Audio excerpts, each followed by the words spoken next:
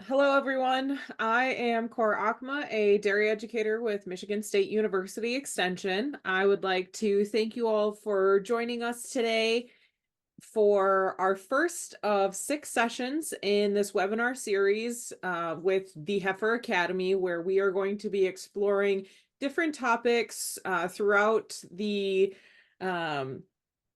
heifer management to garner understanding of best management practices, new suggestions for calf and heifer rearing, and some interesting things that we've learned along the way. And so I'm delighted to welcome Lauren Siver as our speaker for today's webinar. With a wealth of experience and expertise in heifer care and development, Lauren is known for her insightful perspectives, down-to-earth personality, and practical approaches to best management practice changes. Lauren brings years of experience to the dairy industry, having shown cattle at all calibers of exhibitions, which is where she and I have met, and also within multiple roles that she's served, including calf nutrition to software technical support. She has a bachelor's degree in animal science from Michigan State University and has professionally served the dairy industry of Michigan for over 10 years. Lauren's passion for exemplary cattle care and development is very evident throughout her involvement in the dairy sector, and I am very proud to have known her throughout the years. We are honored to have Lauren share her insights with us today, and I'm certain that her expertise will enrich our discussion and provide invaluable takeaways for all of our participants on heifer record keeping strategies. And so let's welcome Lauren Siver with UNIFORM-Agri. Thank you for that, Cora. I'm really excited to be here. It's kind of fun to kick off the webinar series with my piece of it. I'm not a technical researcher or working in extension or anything. I just hope to bring some fresh perspective on heifer management and kind of my bubbly experience, I'll put it that way. So my past nutrition life will come through and my herd management life will come through. So if you have questions along the way, I'd love to stop and answer them or grab them at the end. So definitely here to help everyone get a little bit out of this. As Cora mentioned, I work for UNIFORM-Agri. So this is a company you may or may not have heard of, but just to give you a little background, it's a company based in the Netherlands. It's been around for a long time, 1986, and we work with herd management software all over the world. We're in 70 different countries, and we have help support in, I think, 12 different languages. So it's a big company kind of spread out all over the place. So my role here in the US is sales and support, working with our local customers. And that's kind of why I think I got pulled in for the management part of the discussion. So I'd love to jump in and talk heifers with you. So we're going to go through and kind of give my perspective on the significance of heifer records, some replacement heifer goals, a little bit of record keeping guidance, and some keys to success and things to look forward to for the future. So first up, we'll talk about the significance of heifer records. And that brings me to a question for all of you as you're listening. I would like you to think about the biggest costs on your dairy. There are some really common answers that come up for this one, and I think you can guess where I'm going with this since we're here for the heifer webinar. Everyone's going to say labor, feed, depreciation, supplies, those will come up, but replacements really is the second biggest cost on most dairies. So for me, the significance of heifer records is they're a huge cost for you. That means it's a big opportunity to be more efficient. As we're thinking about this throughout my presentation, I think we've all kind of seen something to the like of this graph here. We're looking at the cost of replacement heifers and when do they meet their break-even point. So when does that heifer become a profitable cow in your herd? I think this number is different for everyone, and I challenge you to think of one thing as you're listening to this presentation and this webinar series that could maybe help you move that break-even point a little earlier in the curve. So the current heifer situation here in the US, we are at a 15% down in 6 years in heifer inventory. That's a 20-year low. This is an 8-year high that we're seeing for heifer prices right now for replacements. So that's ranging from USDA data from $1,800 to $2,800. I've heard some even higher here and there. So these heifers are valuable and there aren't very many of them. This comes down to, what does it cost you to raise them? There's tons of different studies out there. You'll see all kinds of different numbers. I think everybody probably has a guess what their actual number is, but the industry is ranging from anywhere $1,300 to $2,500 or more. So this is really a huge cost range on what it takes to get a replacement heifer into the milking herd. The next thing I've got here, just kind of, I'll give a feather to the Michigan dairyman to put it in your cap here. What we're looking at is a standardized milk yield by breed. So this is looking at Holstein cows of first lactation animals that calved in 2022. So we're looking at Michigan at 28,000 pounds, 28,543, and the US average is 28,665. So I say this to say, good job, Michigan. You're doing a great job. We're meeting the average for the US first lactation production. There's an opportunity here too, because we're not first. So there's something that we can gain and something that we can kind of capture as we think about our heifer programs.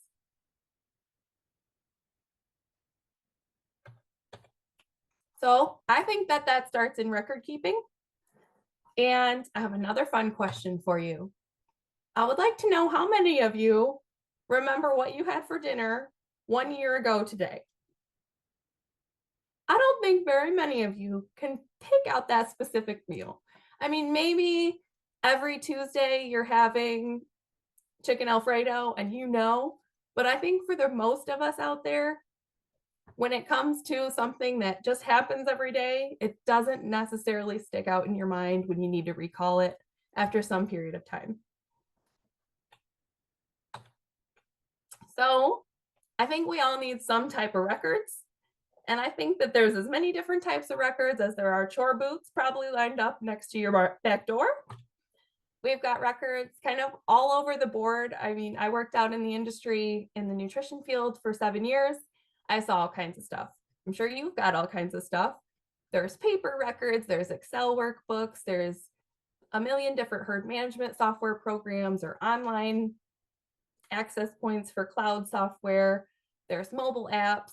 You maybe use a note in your smartphone, paper records, the wheel on the wall, you name it, we've got it, right?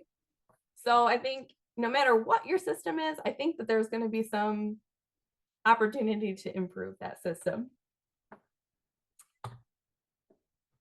The next thing I'd like to chat about is the reality of our records. So there's a vast variety in records, and I'm going to make you see the truth here. The reality of it is that most farms have incomplete heifer records. When you're busy and you're going on about your day, those heifers are not the thing that take the most priority. Maybe the baby calves, if there's a sick calf, you're going to pay attention to that, or the breeding age heifers. But there's a whole lot in the middle between when she's born and when she calves that we're not catching on a daily basis. The next thing is paper records are always less complete than software. It's just the truth. It's easier to put something in on the computer than it is to have your paper, because you can't spill a coffee on a digital record. Yeah, you can lose it, but we've all got backups. So just paper records not going to be as complete or as durable. The next thing to say here is that when you're recording data, if it's closer to the calves or closer to the heifers, it's going to be more complete. You have to walk around and go somewhere else, there's going to be something lost in translation. And then finally, record analysis and feedback is a motivating factor to keeping better records. So if you know someone's looking at your records, you're going to do a better job recording. All this comes from a study done at University of Guelph, and they talked about the barriers to record keeping.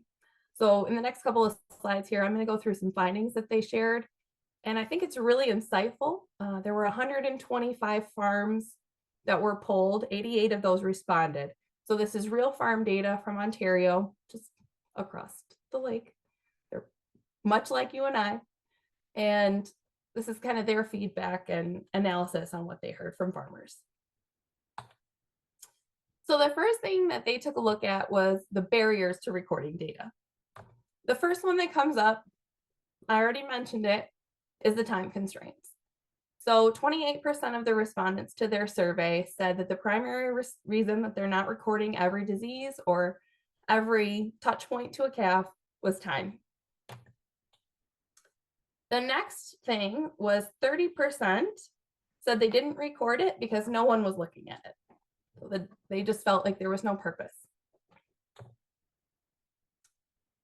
This one may or may not surprise some of you out there, but the owner of the farm was actually less likely to completely record calf and heifer disease, illness, or treatment than other family members or non-family employees.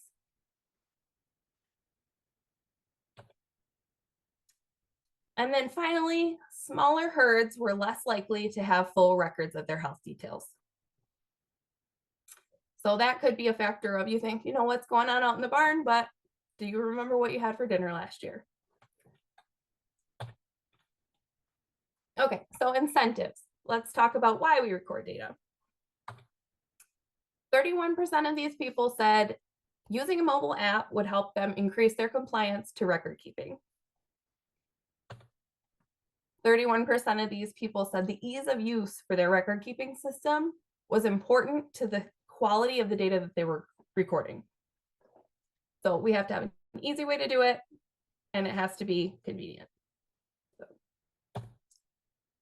Other responses, time efficient systems were more effective. The ability to record something and use analysis within that system was a motivating factor to recording better data. And then the ability to connect that record with other things on the farm was a motivating factor to complete the records. So I think all of these things kind of make sense as you tick through the list, and maybe you can relate to a handful of these or even just one of them as you're thinking about your own system. To me, the one that was the most meaningful that jumped out of this study was this last one here. The point of care capture, data capture drastically changed the human medical industry, and it greatly increased the accuracy of data. So I think as we think about our calf programs, if we think about point of care data capture, we can really increase our own productivity. All right, with all that, what are we going to do? Let's take a look at some of the goals. Every farm is going to have a different goal and a different purpose for doing each stage of life from the calf program, like from the time you see the feet until the first milker goes on. We all do it a little bit differently. And nothing I'm going to say here is standing on me being an expert in specifics and benchmarks, just sharing some information that I think is powerful to consider. The biology of the cow is always the same. So if we think about it that way, from the perspective that no matter what the environment, the biology of the cow is always the same, then I think we can put ourselves into a pretty standard and neutral place where we don't necessarily have to take the negative bias or the rose-colored glasses to look at our own operation. We just think about the biology of the cow. If we do that, I think then the challenge really is to look at some industry standards where we are considering that biology is equal. And the Dairy Calf and Heifer Association does a fantastic job of maintaining these standards of high performance. It's a great framework from calf and heifer health care, all the way down to transport and all kinds of different things where there might be a consideration that you need to look at. These are available in English and Spanish, and Cora did a really nice write-up with some of the changes that have happened over time with the Dairy Calf and Heifer Gold standards. So I'll just go a little bit briefly through some of these things that I think are important to kind of take a peek at and think about if you're looking at these things for your own farm. So the first piece here, and I would say probably my passion in the whole conversation, is the birth to 6 months point in life. As I think about this stage, to me, this is like your fresh cow period. You have to challenge your cows in the front end to get your peak milk. And I think you have to challenge your calves in the front end to get your peak growth. So this is where I really like to focus my time and my energy. I think it has the biggest bang for your buck. So as we're looking at these calves, we're going to try and look at the mortality, what's your loss rates, and your morbidity, how much are you treating? And these things, to me, I think maybe your goals aren't exactly the dairy calf and heifer number, but I think you need to know these numbers and have a goal for yourself. What's your alarm level that we have to change something if we go over this threshold? The next thing here is growth rates. And this is one of those other projects that Cora and I have shared over time. Probably 10 years ago or so, I think we were weighing calves together. But I think if you don't weigh your calves, if you don't track the growth rates, then you're really kind of flying blind on what your performance really is. So if you're looking at weighing calves at birth, or at least have a really good estimate of what your average birth weights are, and then consider your weaning weight or your 60-day weight, depending on what your targets are there. After calves wean, we tend to spend a lot less time with them. And that's really probably, in all honesty, where we all should spend a little bit more time. From 60 days to 120 days or so, that average daily gain in there, we should be tracking that. We should be tracking what's happening with these calves. And then once they get up to 6 months old, this is where we're setting the curve. So if we do an excellent job with those baby calves on milk, and then we start to fall off, we're going to ultimately reduce our peak growth. We're going to reduce that peak milk number. So I think if you think about it that way, it makes the whole thing make a little bit more sense. If you're used to thinking about milk every day, you can kind of translate it into the calves. The next step here is that 6 months to freshening piece. A lot of these girls are out on their own. We don't pay a lot of attention to them. They don't need much from us, but you do have these other metrics to pay attention to. There is some loss there. Figuring out what the reasons for the loss are that can help you improve efficiency and streamline some of those costs. And then what are we treating animals for? What are your number one offenders as far as diseases go? Or, how many different offenses are we striking up in the lifetime of these animals? I think really considering the health records of an individual can help you in the long run, looking at who are you keeping around for your milking program, and maybe if she's had a bunch of offenses, she doesn't even get bred that first time. The next one is the growth rate and nutrition on those older heifers. So you can read as well as I can read, but I think considering where you're at with your growth rates, I already told you I think this is very important. So considering where you're at on the growth curve, and then paying attention to what kind of heifer you're building, working with a good nutritionist to set a goal for what that replacement heifer looks like and feed her accordingly is going to be the thing that makes you the most money in the long run. Fat heifers don't make a whole lot of milk when they calve in. So considering what you're doing with the dollars that you're feeding that heifer is going to pay you back.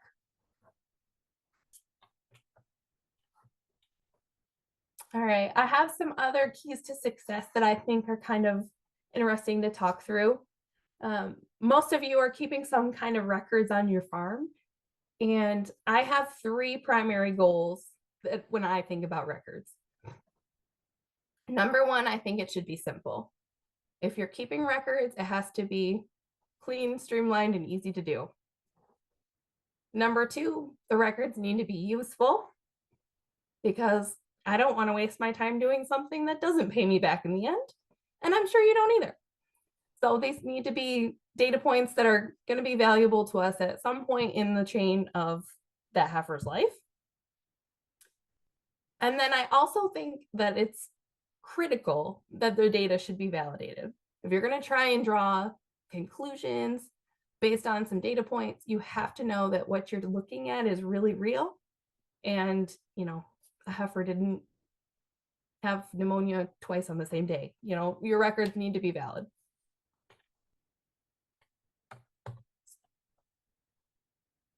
So these are kind of my top areas where I think things should be monitored. You can add to this, you can distract from this.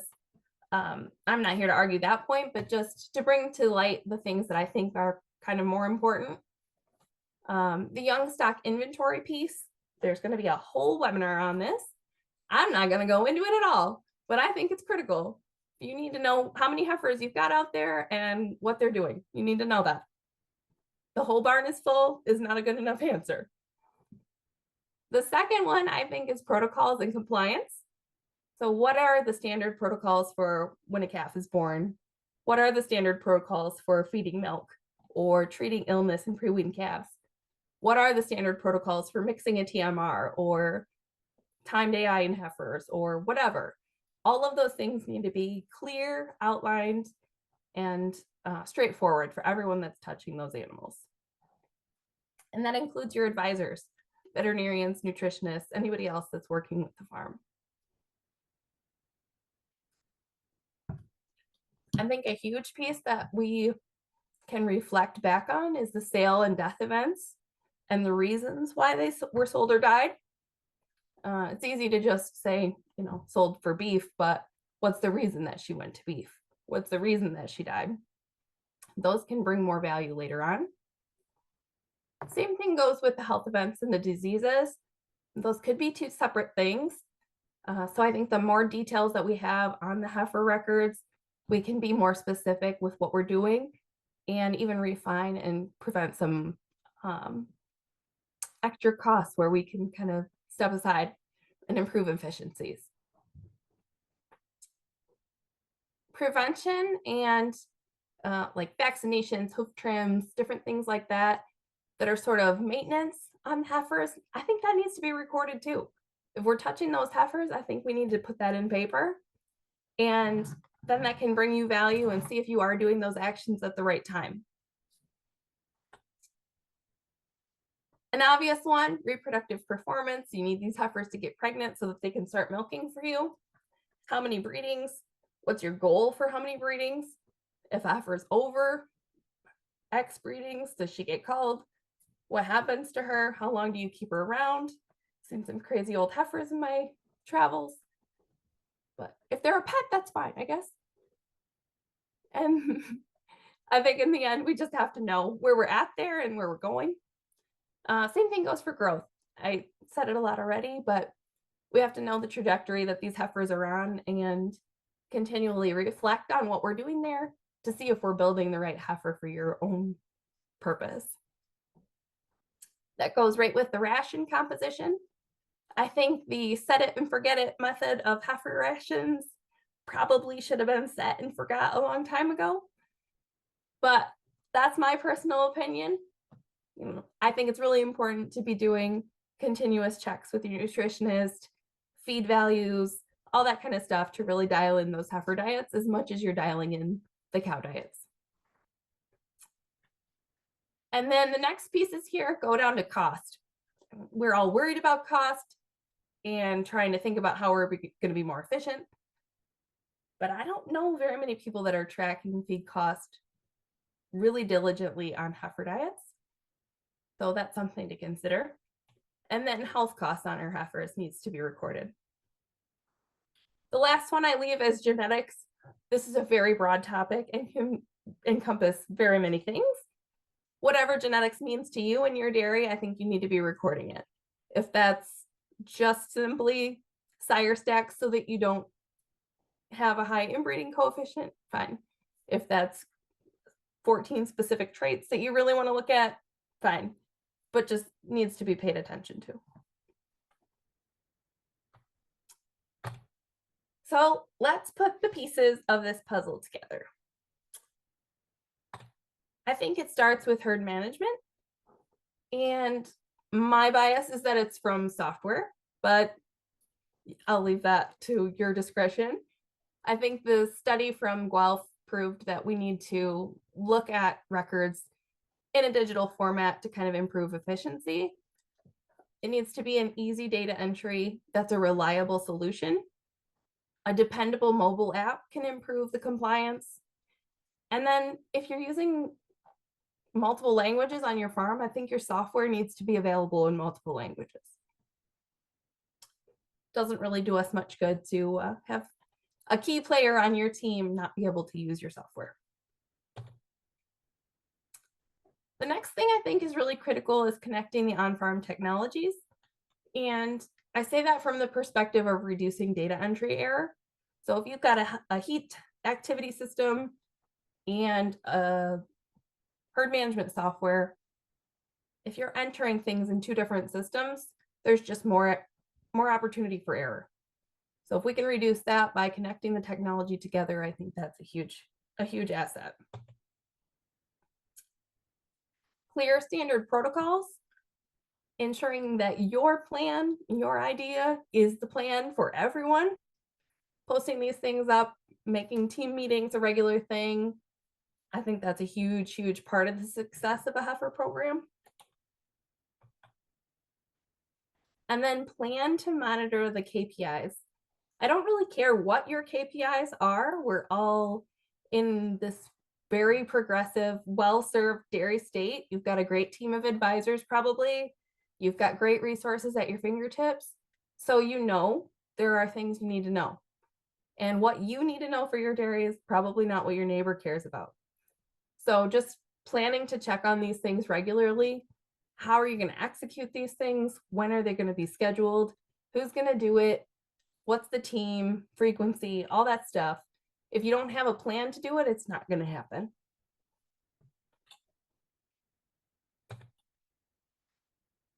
So let's plan for the future. I said it already. I think it's the point of care data capture. I think you need to talk to your people and find out what's the bottleneck, what's happening, why are we doing what we're doing, why aren't we doing things we should be doing, and investigate what those options look like in your specific situation, and then adapt. I think we all want to be able to change, but when it comes down to it, sometimes we're reluctant. So if there is a system that can improve your efficiency, make your team feel more involved, I think you need to be willing to do that.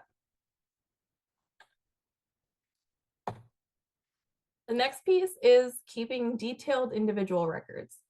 And this is just a couple of snapshots of some records, but recording things like passive transfer or that a calf did or didn't drink at birth maybe takes some time, but it could improve efficiency. And I think the more details that you can put into a record, from a calf to a cow, it doesn't matter. It's going to be more analysis that you can do later to find efficiency and improve on what you're doing on your day-to-day basis, and hopefully reduce the cost of your replacement heifers in the end.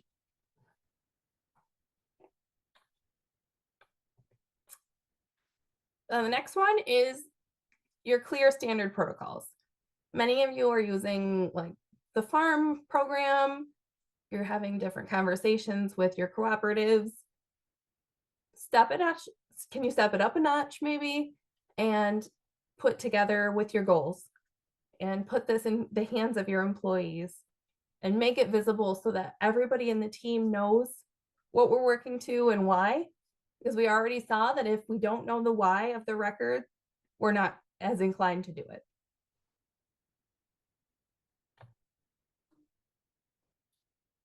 This one is know your numbers. Whatever your numbers are, whatever you're looking at, inventory, reproduction, growth, performance, those are going to be the things you got to look at. Your specific metrics, whatever they are, track them with your team and be willing to monitor those. Inventory and reproduction, I think those go right along with that one. And like I said, I'm not going to go into the inventory piece, but knowing how many animals you have in each specific age category and what your forecast looks like for the year is going to be an important thing. These heifers, are costing money, and you want to be constantly reviewing that and kind of removing the bottom performers if you can.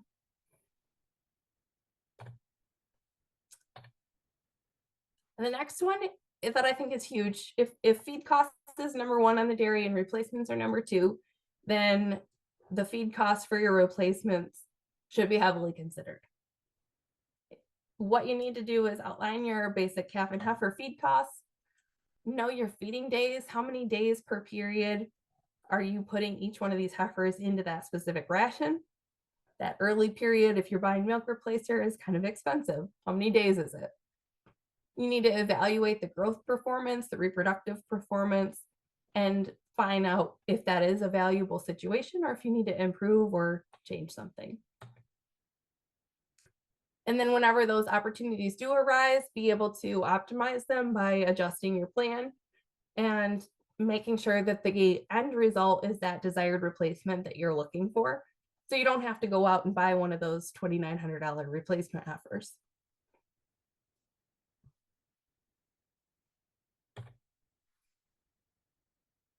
So really, to me, more data means more options.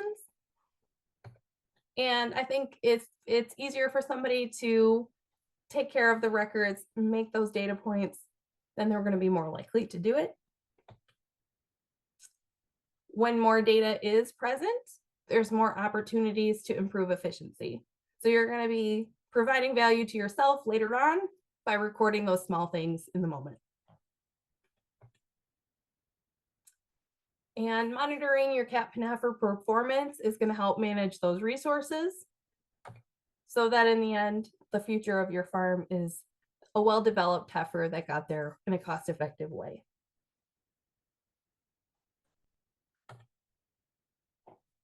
That was my thoughts on calf and heifer raising.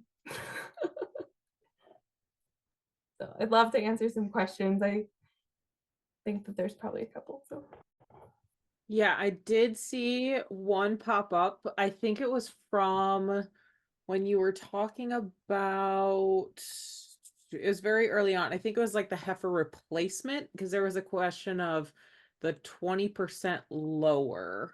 And so I don't know if that.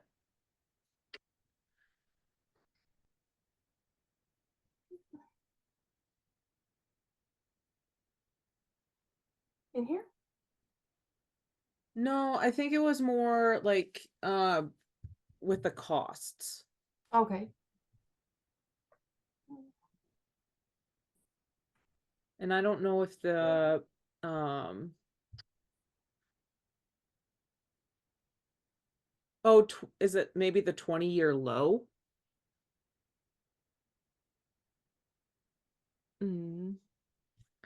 Not Yeah, sure that if, data, it came from the USDA okay, CAP the report. 15%. Okay.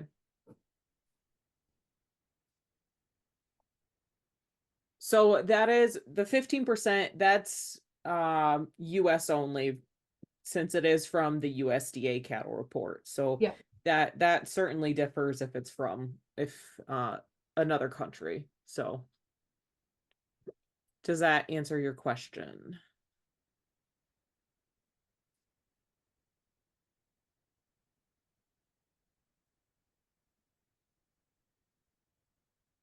I guess, could you elaborate more on if like how that low has happened?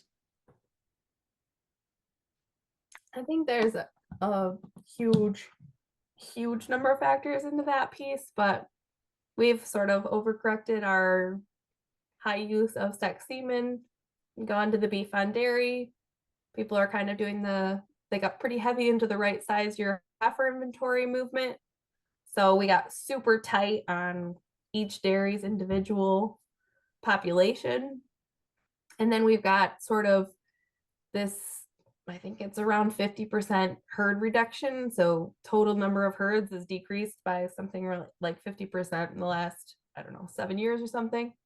So the average herd size is going up. And as those herd sizes have gone up, there's sort of an influx of purchasing replacements as well. So I think it's kind of been a little bit of a perfect storm of everybody trying to be more efficient, and then all of a sudden it just kind of hits. Yeah. Yeah, and we've been seeing some really interesting buying patterns when it comes to springers and fresh heifers, and just the prices that I've seen people paying for springers or fresh heifers is it blows my mind. to say.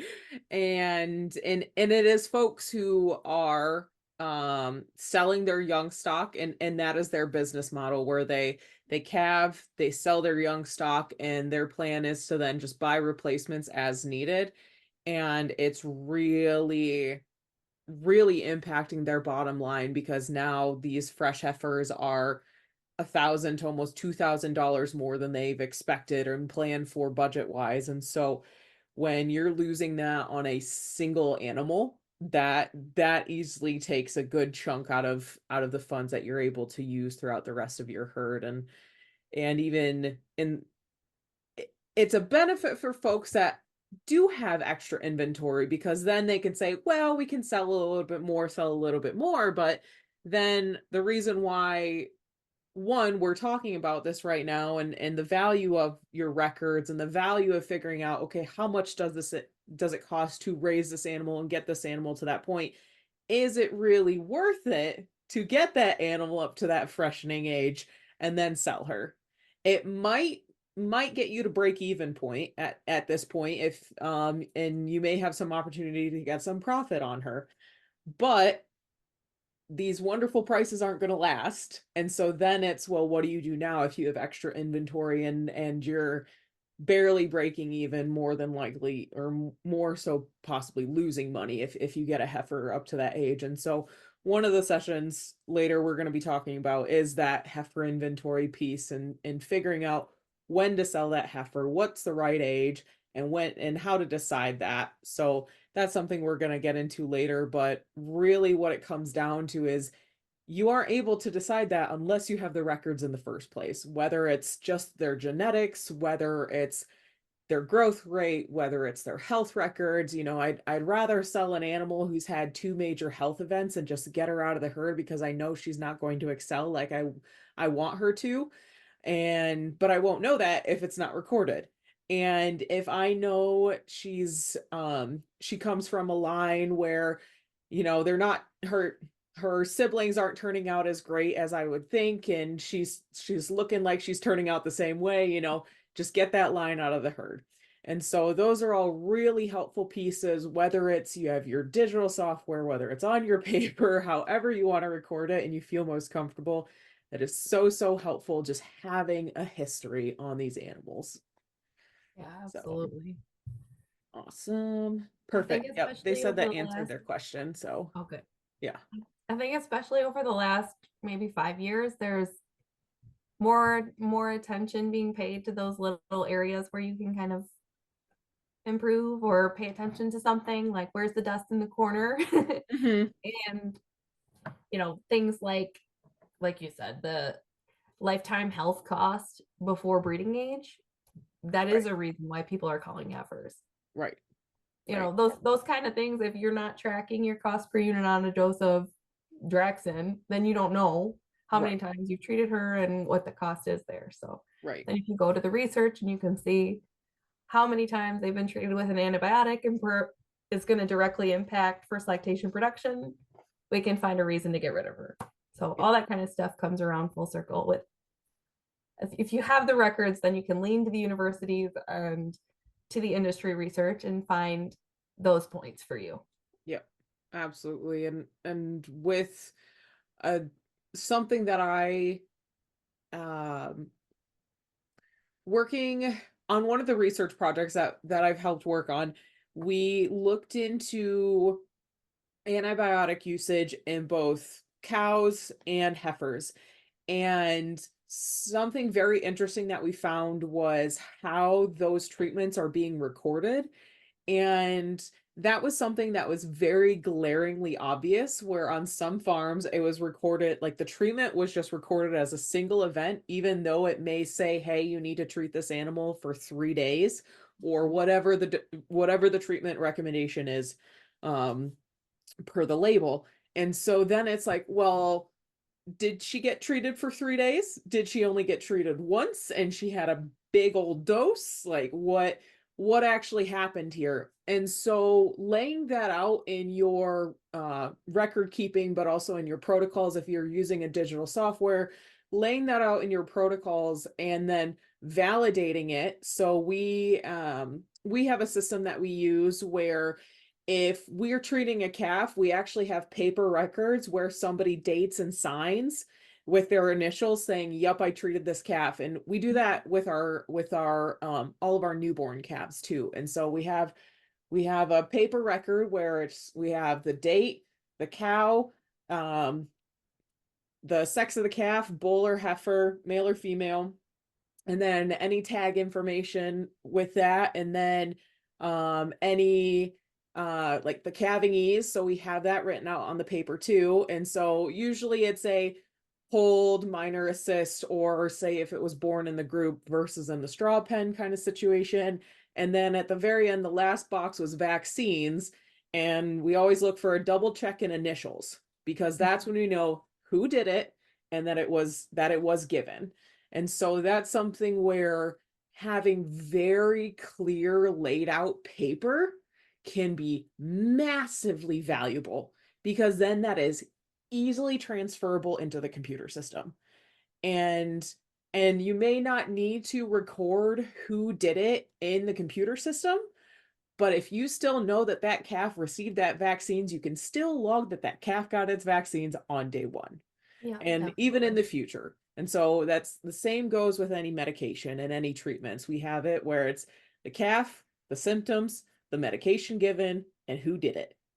And then it is all transferred over. And so that's where the use of mixed systems really comes in handy, because how you talked about, where if it's not close to the calves, they're not going to record it, or it's less incentive to record it. And so that's something where if you have a clipboard, whether it's like you have a calf cart or a calf room or something, and it's right there, they're just like jot it as they're drawing the medication or getting stuff out and getting it ready, and just making it as easy as possible for these folks to record what they're doing, so it helps have that history.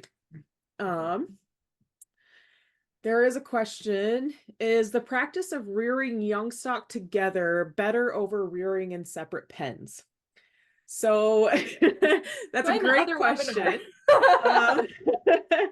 Funny enough, that is something that we are going to be talking within the webinar series in 2 different sessions.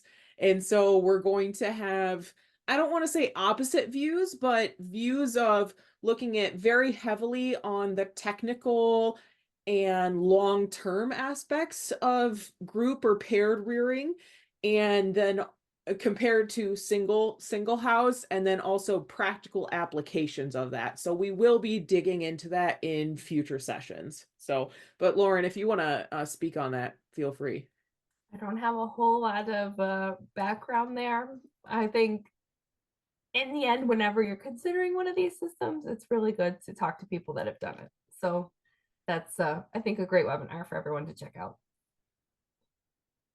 Yeah, I will say from the research that we are seeing, and I don't want to spoil anything for the future sessions, but we are seeing some, I would say, improved resiliency to what we call novelty. And so whether that's different feed, different environments, different herd mates or group mates, and then also some improvement in some growth and what's the word that I'm looking for? Growth rates and immunity, some resilience to illness as well. So but we will certainly be digging more into that in the future sessions to give you some actual numbers to go along that, numbers and applications of how folks have group raised or pair raised. So awesome.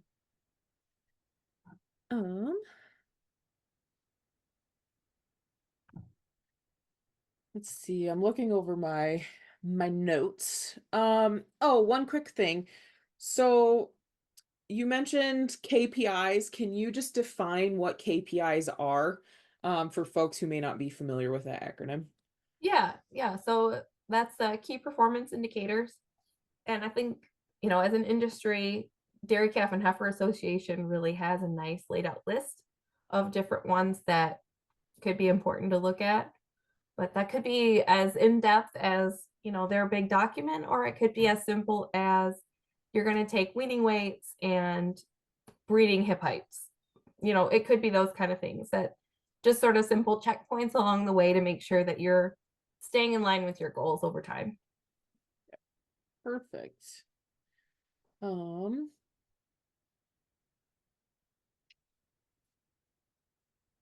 Well, I will open it up to our attendees. Does anybody else have any final questions? If not, we will wrap it up, but I will definitely give you a couple minutes to throw something into the Q&A if you do.